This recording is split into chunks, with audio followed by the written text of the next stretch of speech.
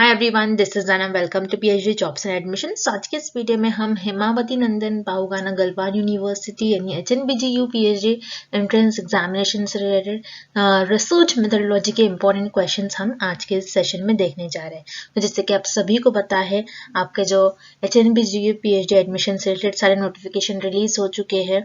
किस तरीके से आपका एग्जामिनेशन होगा, पैटर्न वगैरह, 50% आपका जो वेटेज होता है पेपर में, जो पेपर 1 होगा आपका, वो होगा आपका रिसर्च मेथोडोलॉजी। ठीक है, जिससे आपको 50 MCQs पूछा जाता है फॉर 50 मार्क्स।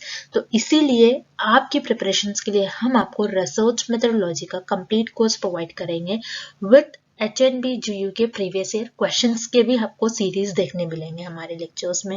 लेक्चर्स के थ्रू आपको प्रीवियस ईयर क्वेश्चंस भी हम बीच बीच में आपको सॉल्व करवाते रहेंगे। तो इस तरीके से हम आपके एचएनबीजीयू के पीएचडी एंट्रेंस एग्जामिनेशन की प्रिपरेशंस करवाएंगे। हर एक क्वेश्चन, हर एक आपका सिलेबस के हर एक पॉइंट्स, हर एक टॉपिक हम हमारे इस कोर्स में कंप्लीट करवाएंगे। तो जिसके लिए आपको नीचे स्क्रीन पर दिए गए हमारे रिसर्च मेथोडोलॉजी के कोर्स को एक्सेस करने के लिए इस नंबर पर आप हमें कांटेक्ट कर सकते हो, या फिर आप हमारे ऐप के थ्रू डायरेक्टली विजिट कर स्टडी मटेरियल को एक्सेस कर सकते हो, जिसके लिए लिंक नीचे डिस्क्रिप्शन में आपको मिल जाएगा। तो जैसे कि आप यहाँ पर देख सकते हो, रिसर्च मेथोडोलॉजी के जो स्टडी मटेरियल हम आपको प्रोवाइड करेंगे, उसमें हम आपको वीडियो लेक्चर्स प्रोवाइड करते हैं, जो कि थ्योरी एंड एमसीक्यूज दोनों वीडियो लेक्चर्स हम आपको प्रोवाइड करेंगे। प्लस आपको यहाँ पर हम आपको प्रीवियस ईयर क्वेश्चंस सेशंस भी हम आपको प्रोवाइड करेंगे। ठीक है, पीवाईक्यूज भी आपको इस यूनिवर्सिटी के जो भी पीवाईक्यूज है रिसर्च मेथोडोलॉजी के पेपर 1 के, हम आपको वो प्रोवाइड करेंगे। देन हम आपको मॉक टेस्ट प्रोवाइड करेंगे, टोटल 10 मॉक टेस्ट हैं। तो इस तरीके से आपके 400 to 500 क्वेश्चन यहाँ पर कवर करवाएंगे। आपको किस तरीके से क्वेश्चंस पूछे जाएंगे उसका एक आइडिया लग जाएगा आपको।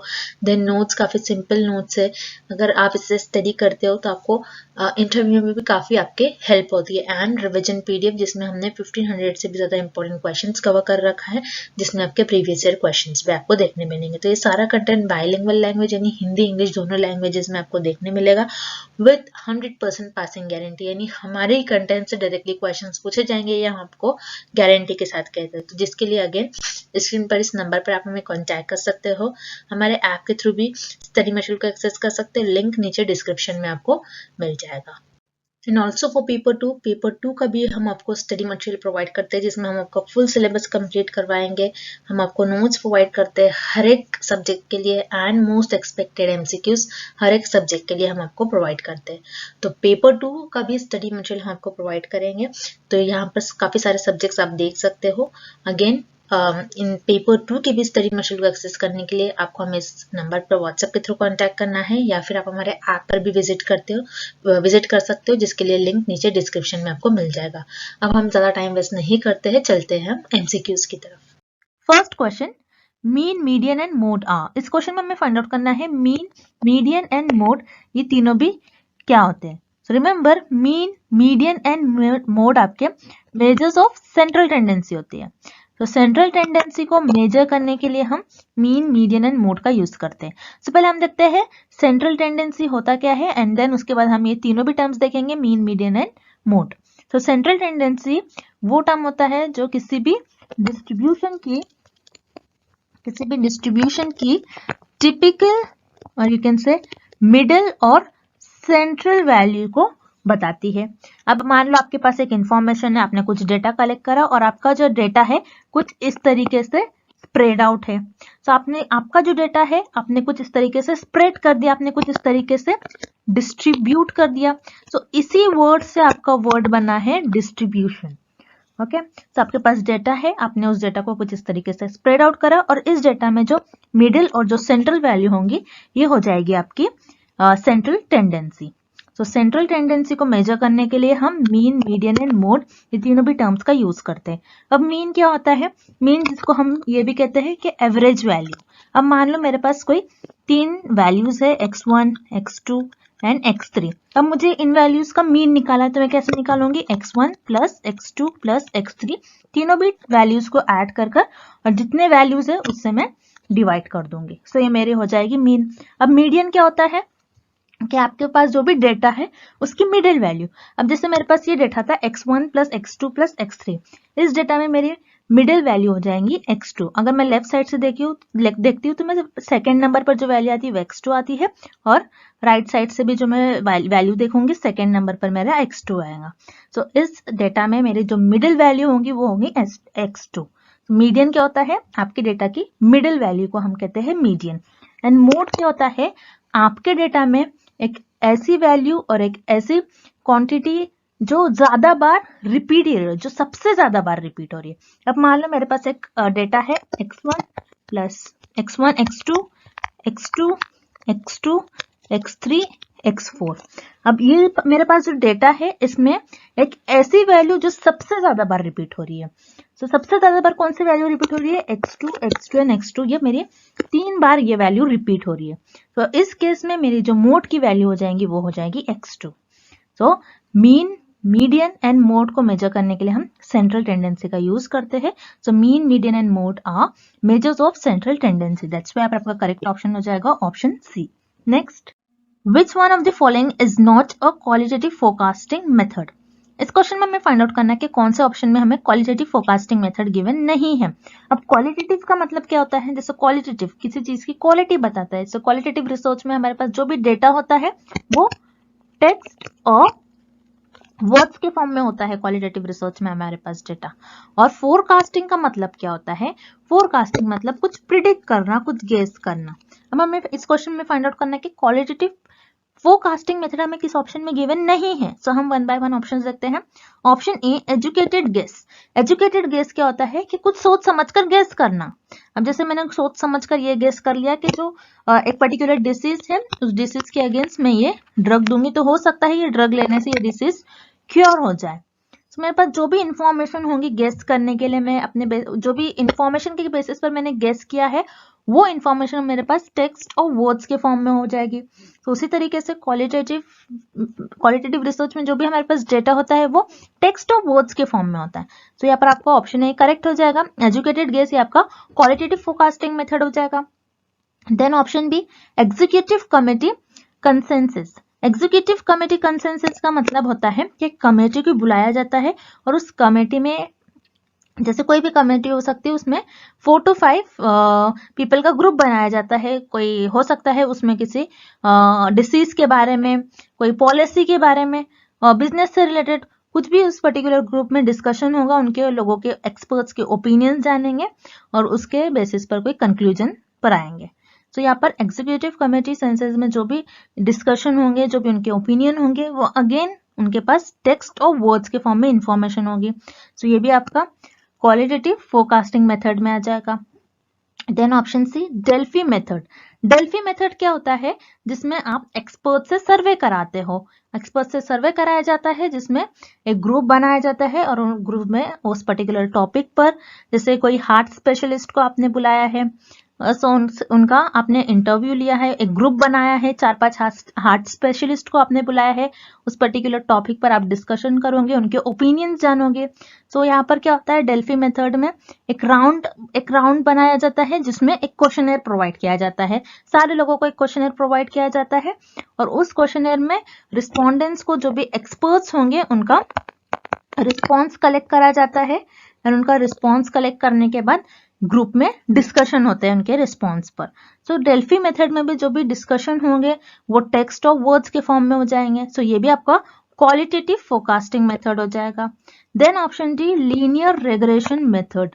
लीनियर रिग्रेशन मेथड में रिमेंबर आपके पास जो भी इंफॉर्मेशन होगी ये नंबर्स के फॉर्म में होगी, जिसमें आपके पास जो भी डेटा होता है वो नंबर्स के फॉर्म में होता है और आप उस इंफॉर्मेशन को, उस डेटा को आप कुछ ग्राफ में इस तरीके से स्प्रेड करते हैं। आपके पास कोई डेटा होता है, वो डेटा इस तरीके से स्प्रेड आउट रहता है एंड देन आप उसको एक लीनियर इंफॉर्मेशन कलेक्ट करते हो और उसके बेसिस पे आप देखते हो कि आगे क्या होगा। आपके पास बस इतना ही इंफॉर्मेशन है, तो आप गेस करते हो। जैसे ये मार्केटिंग में ज्यादा यूज करा जाता है, कितना प्रॉफिट हो सकता है, आगे कितना लॉस हो सकता है, ये जानने के लिए। तो लीनियर रिग्रेशन मेथड ये आपका क्वालिटेटिव फोरकास्टिंग मेथड नहीं होगा, बल्कि ये आपका क्वांटिटेटिव फोरकास्टिंग मेथड हो जाएगा। और इस क्वेश्चन में भी हमें यही पूछ रहा है, which is not qualitative forecasting method. तो यहाँ पर आपका ऑप्शन डी जो है ये आपका क्वालिटेटिव फोरकास्टिंग मेथड नहीं होगा। दैट्स व्हाई यहाँ पर आपका करेक्ट ऑप्शन हो जाएगा option D, linear regression method. Next, The steps taken to solve a problem are given below. Arrange them in a correct order. First, analyze. Second, test. Third, implement. Then evaluate, document, design and last is develop. इस question में हम research में किस तरीके से problem को solve कर सकते हैं उसके स्टेप्स गिवन हैं और जो स्टेप्स हैं उनको हमें करेक्ट ऑर्डर में अरेंज करना है। सो जैसे हम रिसर्च में किसी भी प्रॉब्लम को सॉल्व करते हैं, अब मान लो मेरे पास एक प्रॉब्लम है, मुझे उसको सॉल्व करना है। अब यहाँ पर मेरे पास एक प्रॉब्लम है, मान लो मेरे पास एक प्रॉब्लम है कोविड डिसीज है, उस प्रॉब्लम को सॉल्व करना है। जब कोविड डिसीज नहीं आई होंगी तो रिसर्चर ने उस प्रॉब्लम को तो सॉल्व किया, उसके अगेंस्ट वैक्सीन बनाया।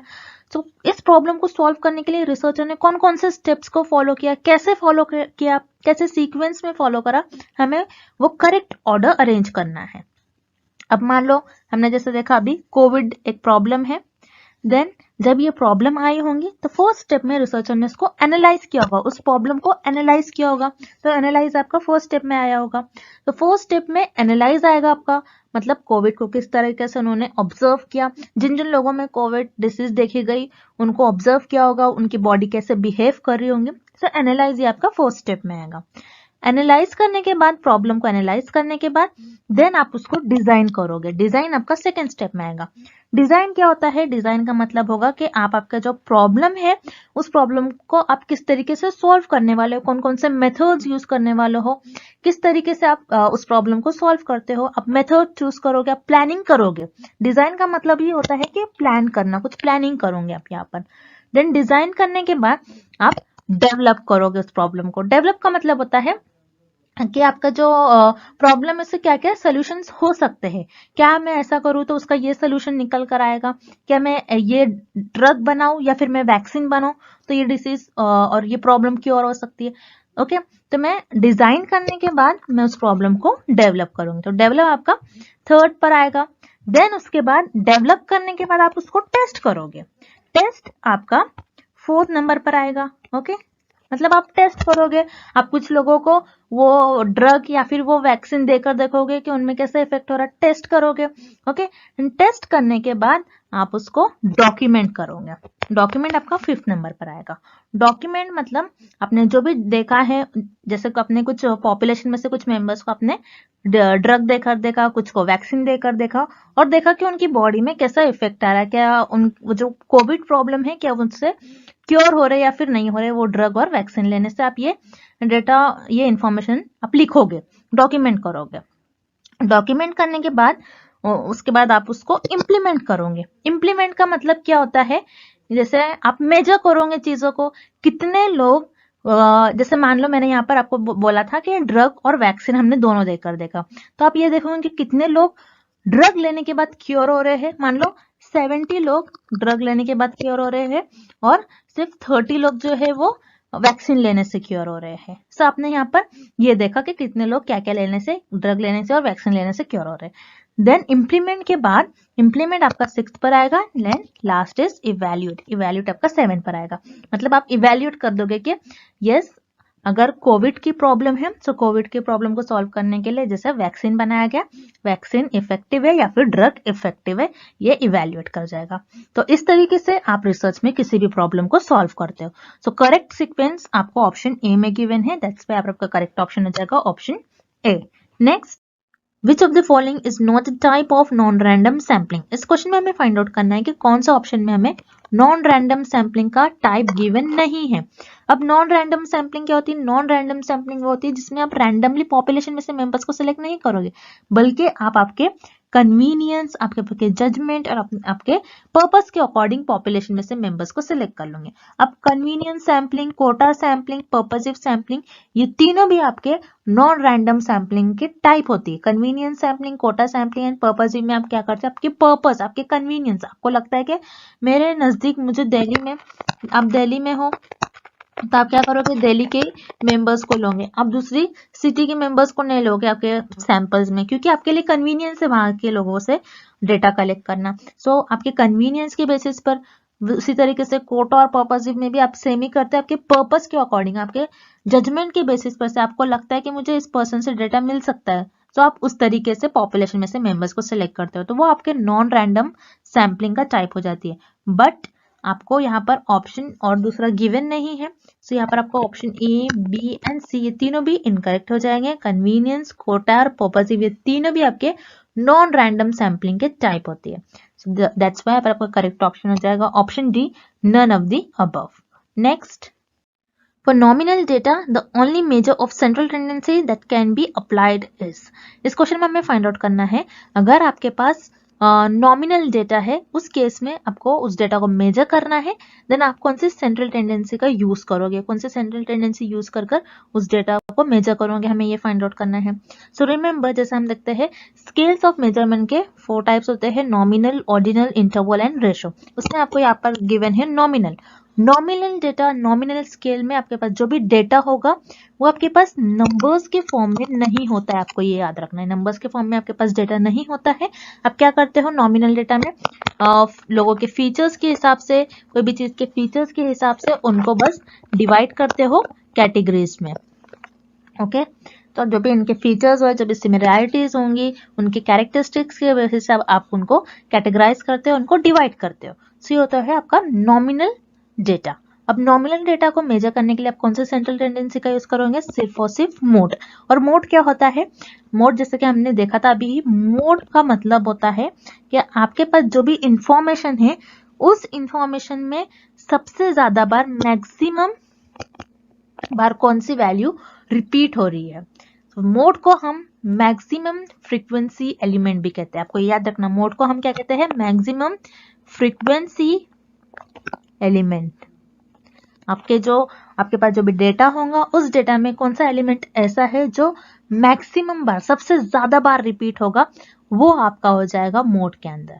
ओके, सो उसी तरीके से मोड में आपके पास जो भी इंफॉर्मेशन होंगी, जो भी कैरेक्टरिस्टिक होंगी, जो भी आपके पास फीचर्स होंगे, जो भी रिपीट हो रही होंगी, तो नॉमिनल डेटा को मेजर करने के लिए आप मोड का इस्तेमाल करोगे। मोड के लिए आपको जरूरी नहीं है कि नंबर्स ही हो। रिमेंबर, मोड में आपको जरूरी नहीं होता है कि आपके पास सिर्फ नंबर्स के फॉर्म में डेटा हो, लेकिन जैसा आप यहाँ पर देख रहे हो arithmetic mean, harmonic mean, mean अगर जब आप कैलकुलेट करते हो, मीन को कैलकुलेट करने के लिए आपके पास कुछ नंबर्स होने चाहिए। दैट्स व्हाई यहाँ पर आपको ऑप्शन ए और बी दोनों भी इनकरेक्ट हो जाएगा। Then option C, median. Median क्या होती है, आपके पास जो भी डेटा होता है उसमें जो मिडिल वैल्यू होती है, मिडिल वैल्यू का आप कहते हो mean.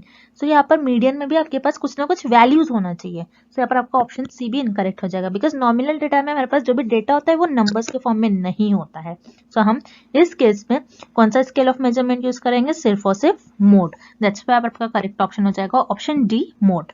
Next, the standard error of the mean of a random sample of size 2 or more।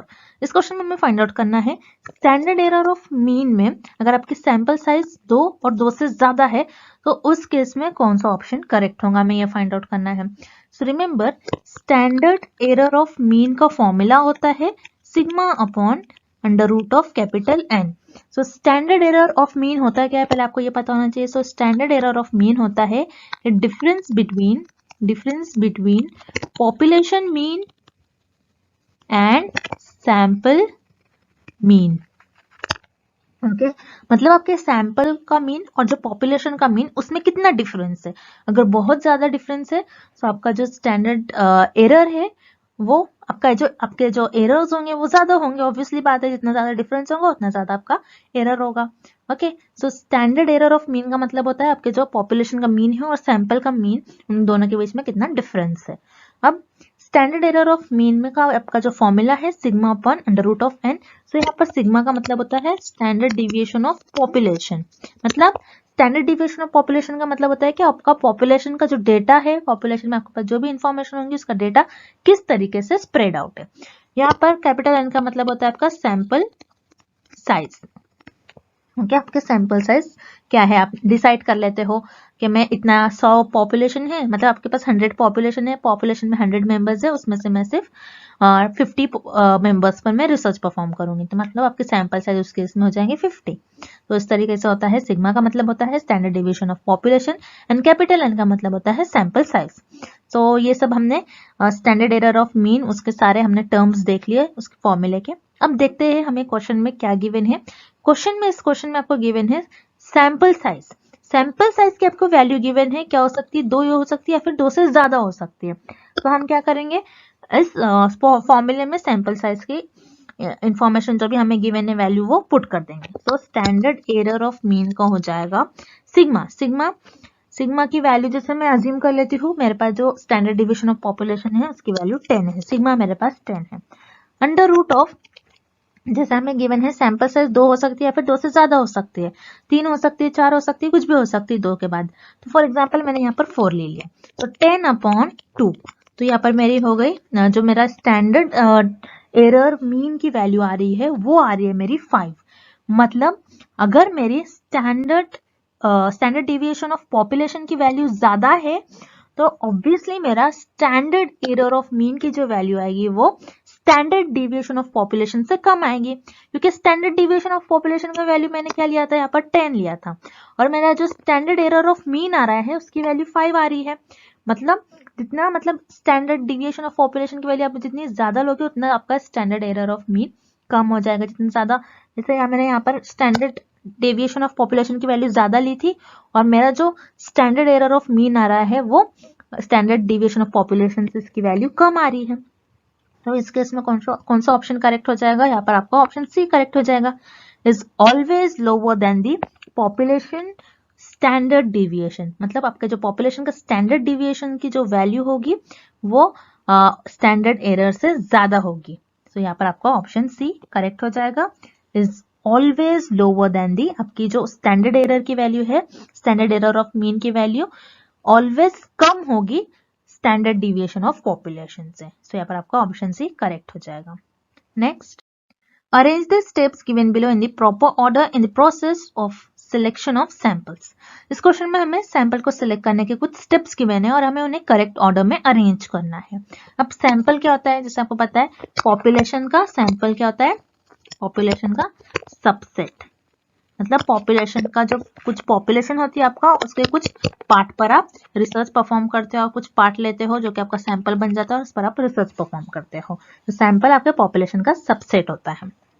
अब आप सैंपल को कैसे चूज करोगे, हमें स्टेप बाय स्टेप सैंपल्स को चूज करने के लिए आपको कुछ स्टेप्स परफॉर्म करने होते हैं और उन स्टेप में आप आपके सैंपल्स को चूज करते हो। तो सैंपल सेलेक्ट करने के लिए आपको फर्स्ट स्टेप में आपकी पॉपुलेशन को डिफाइन करना होता है। सो डिफाइनिंग द पॉपुलेशन आपका फर्स्ट स्टेप में आ जाएगा। अब पॉपुलेशन को कैसे डिफाइन करोगे, अब मान लो मैं ऐसी पॉपुलेशन चूज करूंगी जो स्मोकिंग करे, क्योंकि मुझे स्मोकर्स पर स्टडी करना है जो स्मोकिंग करते हैं, मुझे ये देखना है स्मोकिंग करने से ह्यूमन बॉडी में कैसा इफेक्ट होता है, क्या क्या डिसीज हो सकती है जो लोग स्मोकिंग करते हैं। तो मैं कैसी पॉपुलेशन डिफाइन करूंगी, जो स्मोकिंग करते हैं उन्हीं लोग को चूज करूंगी अपने पॉपुलेशन में। सो आपने क्या किया, फर्स्ट स्टेप में आपकी पॉपुलेशन को डिफाइन कर दिया। देन सेकेंड स्टेप में आप सैम्पलिंग फ्रेम डेवलप करोगे। तो सैम्पलिंग फ्रेम आपका सेकेंड आ जाएगा। अब सैम्पलिंग फ्रेम क्या होती है, आपने पॉपुलेशन ले लिया एंड देन आप क्या करते हो, एक लिस्ट बनाते हो और लिस्ट में आपकी जो पॉपुलेशन में जो सारे मेंबर्स हैं उनकी इंफॉर्मेशन लिखते हो, उनका पर्टिकुलर आप नेम मेंशन करते हो, उनका इंफॉर्मेशन लिखते हो। तो ये होती है आपकी सैम्पलिंग फ्रेम। सैम्पलिंग फ्रेम एक लिस्ट होती है जिसमें आप आपके पॉपुलेशन के जो भी मेंबर्स हैं उनकी सारी इंफॉर्मेशन लिखते हो। देन सैम्पलिंग फ्रेम डेवलप करने के बाद उसके बाद आप सैंपल साइज सिलेक्ट करते हो। तो सैंपल साइज आपका थर्ड स्टेप में आ जाएगा, डिटरमाइनिंग द सैंपल साइज। अब सैंपल साइज क्या होता है कि आप कितने लोगों को सिलेक्ट करने वाले हो। अब मान लो आपकी जो पॉपुलेशन है उसमें 100 लोग है, टोटल 100 मेंबर्स है, और आप क्या करोगे, आपका जो सैंपल साइज होगा आपको करना है 50 लोगों पर रिसर्च, क्योंकि आप पूरी पॉपुलेशन पर रिसर्च नहीं कर सकते हो, इट इज वो टाइम टेकिंग प्रोसेस हो जाएगा। ओके, तो आप क्या करते हो, पॉपुलेशन के कुछ ही पार्ट पर, मतलब कुछ ही लोगों पर रिसर्च करते हो। तो सैंपल साइज मतलब आप कितने लोगों पर रिसर्च करने वाले हो। तो थर्ड स्टेप में आपका हो जाएगा sample size. Sample size select करने के बाद उसके बाद आप सैम्पलिंग मेथड चूज करोगे कि किस मेथड से आप सैंपल परफॉर्म करोगे। जैसे अब मैंने सैंपल साइज सिलेक्ट कर लिया कि मैं 50 लोगों पर रिसर्च करूंगी। देन कौन से मेथड से, क्या मैं प्रोबेबिलिटी लूंगी या फिर नॉन प्रोबेबिलिटी, मतलब मैं रैंडमली सैंपल सिलेक्ट कर लूंगी या फिर अपने कन्वीनियंस और जजमेंट के बेसिस पर सैंपल्स को सिलेक्ट कर लूंगी। सो स्पेसिफाइंग सैम्पलिंग मेथड ये आपका फोर्थ पर आ जाएगा। एंड लास्ट आपका हो जाएगा सिलेक्टिंग सैंपल। देन आप सैंपल्स को सिलेक्ट कर सकते हो। सो ये हो जाएंगे आपके करेक्ट ऑर्डर सैंपल्स को सिलेक्ट करने के लिए। सो ये ऑर्डर आपको ऑप्शन सी में गिवन है, दैट्स व्हाई आपका करेक्ट ऑप्शन हो जाएगा option C. Next, if alpha is equals to 0.05 and beta is equals to 0.10, the power of that hypothesis test is. इस क्वेश्चन में हमें फाइंड आउट करना है कि अगर आपके अल्फा की वैल्यू 0.05 है एंड बीटा की वैल्यू 0.10 है, देन इस केस में आपकी पावर ऑफ हाइपोथेसिस टेस्ट की वैल्यू क्या होगी. पावर ऑफ हाइपोथेसिस का मतलब होता है प्रोबेबिलिटी, आपको याद रखना है, probability that the correctly reject the null hypothesis. मतलब कितने परसेंट चांस है, कितने परसेंट प्रोबेबिलिटी मतलब चांस, कितने चांस होगा कि आप करेक्टली आपकी नल हाइपोथेसिस को रिजेक्ट कर रहे हो, करेक्ट वे से आप आपकी नल हाइपोथेसिस को रिजेक्ट कर रहे हो, ये कितने परसेंट चांस होगा, उसे हम कहते हैं पावर ऑफ हाइपोथेसिस टेस्ट. अब पावर ऑफ हाइपोथेसिस टेस्ट का फॉर्मूला होता है 1 माइनस बीटा. 1 माइनस बीटा की वैल्यू आपको गिवन है 0.10, सो 1 माइनस 0.10 होता है आपका 0.90. रिमेंबर इस क्वेश्चन में बस आपको कंफ्यूज करने के लिए अल्फा की वैल्यू गिवन है. ओके, आपको कंफ्यूज नहीं होना है. पावर ऑफ हाइपोथेसिस टेस्ट का फॉर्मूला होता है 1 माइनस बीटा, सो 1 माइनस 0.10. अगर आप सब्स्टिट्यूट करते हो तो आपका आंसर हो जाएगा 0.90. तो यहाँ पर आपका करेक्ट ऑप्शन हो जाएगा ऑप्शन बी 0.90. तो पावर ऑफ हाइपोथेसिस टेस्ट में एक बार फिर से रिपीट कर रही हूँ, क्या होता है कि कितने परसेंट चांस है कि आप आपके नल हाइपोथेसिस को करेक्ट वे से रिजेक्ट कर रहे हो. तो इस केस में आपका 90% ये चांस होगा कि आप आपके नल हाइपोथेसिस को करेक्ट वे से रिजेक्ट कर रहे हो. तो यहाँ पर आपका करेक्ट ऑप्शन हो जाएगा option B 0.90. Next, coefficient correlation between two groups is -1.09. It indicates A or N.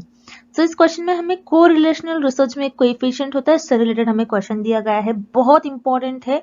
आपके कोरिलेशनल रिसर्च में एक कोएफिशिएंट होता है जिसका नाम होता है कार्ल पियर्सन्स कोएफिशिएंट. तो ये साइंटिस्ट का नाम है कार्ल पियर्सन्स. इन्होंने एक कोएफिशिएंट दिया था कोरिलेशनल रिसर्च में जिसे हम कहते हैं कार्ल पियर्सन्स कोएफिशिएंट.